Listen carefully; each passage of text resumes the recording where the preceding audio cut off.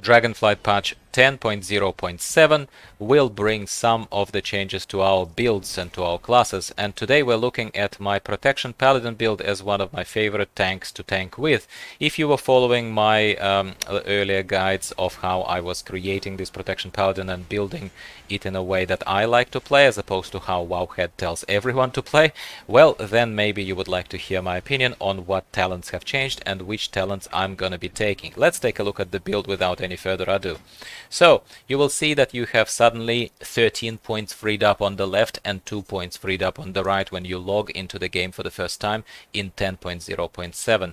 Let's see what has changed. We're not going to review every single talent point, but the ones that appear to be most impactful to me. So on the right hand side, because we have only 2 points to play with, they have extended here the Eye of Tyr and given it inmost light, which increases massively the damage that Eye of Tyr does. If you decided to take this talent, I am playing with it. I do find it kind of useful, yes. And it also has a 25% reduced cooldown, so you will be able to use it a lot more often. So for 1 point, I think that this is probably the highest bang for the buck. I have allocated points in such a way that I did not take Crusader's Judgment, which in this particular case, after having these couple of points freed up, I actually am going to take it, because Judgment having 2 charges and reducing the also cooldown of Judgment when Grand Crusader procs is a good thing. So this is my right hand side done. Now on the left hand side you can see that there were a lot of talents reshuffled. Why did that happen? It happened because Blizzard is rebalancing Paladin class for Retribution spec mainly. So Retribution presumably will have a lot of changes here on the right hand side, but we are in Protection at the moment. Let's take a look of what is of relevance to my playstyle as a Protection Paladin that I have now access to. Okay, first of all, on the right hand side we have Light Forged Blessing.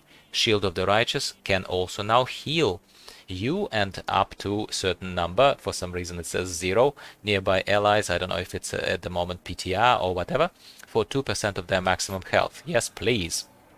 I also think that we will increase I am going to take Crusader's Reprieve, increasing the range of Crusader Strike, Rebuke and auto attacks, and also using Blessed Hammer, which we do all the time, will heal us for extra 2% of maximum health. That is amazing extra survivability for already very awesome survivable class. I'm absolutely taking this. Now let's not forget about probably the best talent added here since the changes that they are planning to implement in 10.0.7. Sanctified Plates. Armor increased by 20%, stamina increased by 10%, and damage taken from area of effect reduced by 10%. What is better than that? We absolutely are taking this. No problem at all whatsoever. Now, Face Armor, another amazing talent by the look of it. Shield of the Righteous grants 20% bonus armor for 4.5 seconds. It's like hard to believe just how much good stuff they actually are giving us here. Absolutely, thank you very much, Blizzard. I almost forgot to take Obduracy, which is increasing our speed and avoidance by 2%, which for 1 point is not a bad talent, so I am going to take this. We absolutely are taking Divine Purpose. Holy Power abilities have a 15% chance to make a next Holy Power ability free and deal 15% increased damage and healing. Yes, please. Since this is mostly a defensive build rather than offensive build, I'm going to also take Judgment of Light, which also, additionally to everything, to all the other passive self-healing effects we have, as a Paladin, we will also get our Judgment to cause next 5 successful attacks to heal the attacker. Excellent, beautiful. There is also wonderfully, I think revised a little bit, correct me if I'm wrong, but I do think it's revised, the Dusk and Dawn blessings. So we had Dusk and Dawn before, so we're going to take this, that's fine. So when we cast 3 Holy Power generating abilities, we gain Blessing of Dawn. When we consume Blessing of Dawn, we get Blessing of Dusk. So Blessing of Dawn increases damage generally. Blessing of Dusk reduces the damage taken. Beautiful. Now, however, we have these Seals of Order and Fading Light. Please correct me if I'm wrong. Maybe I haven't been paying attention and maybe these have always been here, but now this reset of the points made me pay attention to this bit.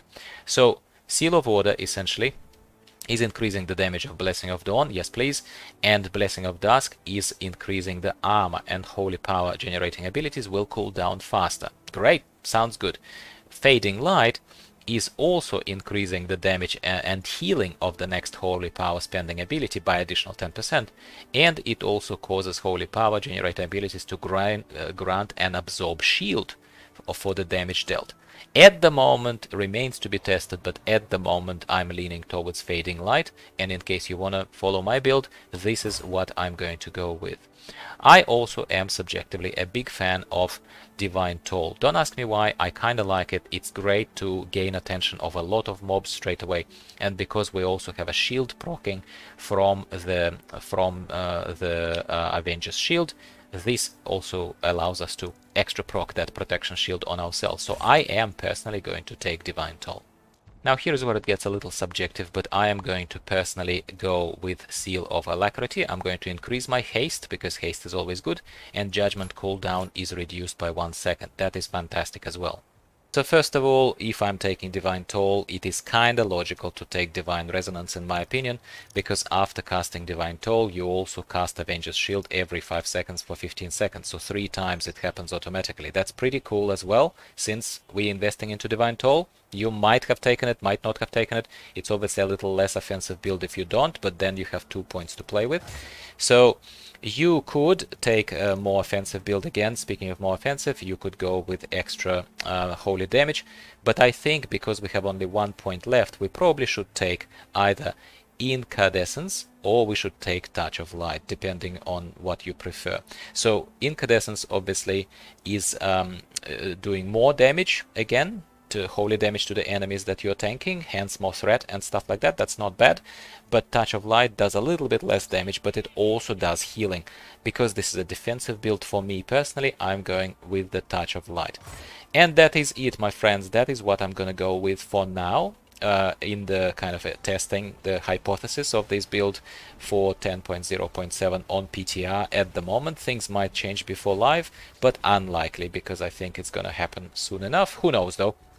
Let me know in the comments down below if you have chosen something different, or if I'm missing something obvious over here. I do play Protection Paladin a lot, and I would dare say it's one of my mains, but I'm never pretending to be a pro, regardless of any of these statements, so I always am open to non-trollish suggestions. So thank you very much for tuning in. Let's lock down this build. I hope you found this little video useful, and if you're interested in any of the other changes to my classes and builds that I'm doing for Dragonflight 10.0.7, please tune in into other videos and show your support. Much appreciated. Talk to you next time.